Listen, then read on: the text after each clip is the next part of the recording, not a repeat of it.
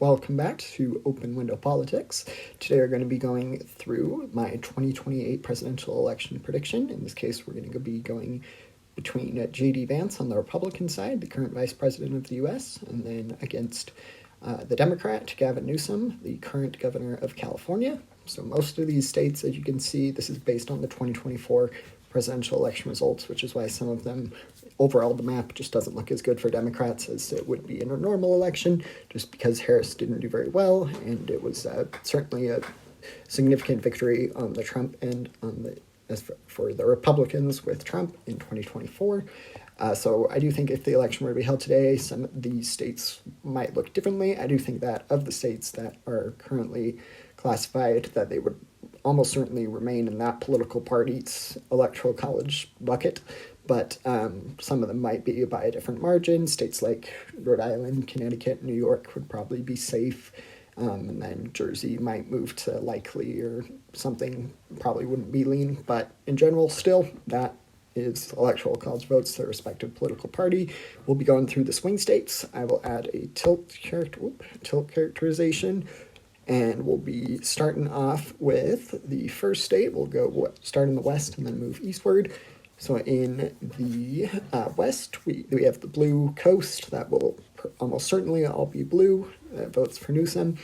And then we get to Nevada. I get comments quite in some of my videos that there are a lot of people who are moving to Nevada and kind of to get out of what they consider not good policy in California under Gavin Newsom. So I do think and the state also does have a Republican governor and went for Trump in 2024.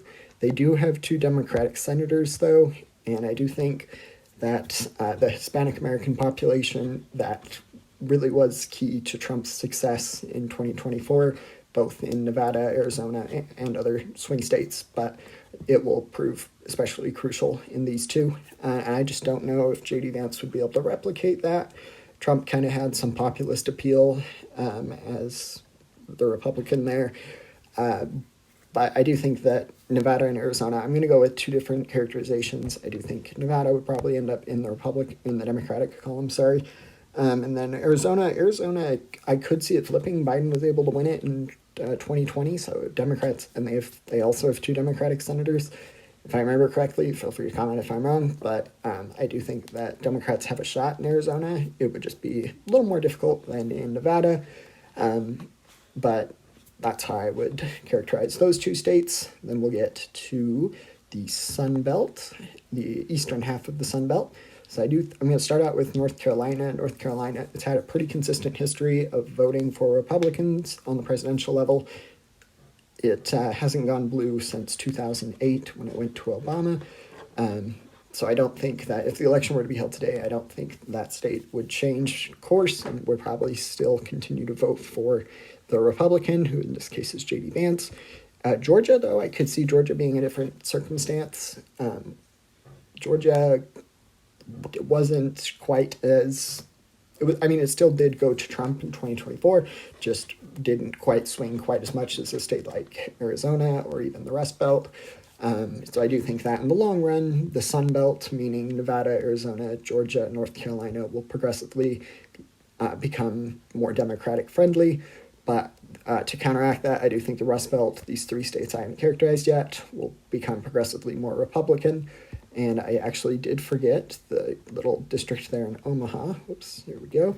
So I do think in this second district in Nebraska, the Omaha region, that even Harris was able to win it, and that was not a great showing for Democrats. So I do think Newsom is a pretty good shot. Might even be lean, hard to say, but regardless, that's one more electoral college vote.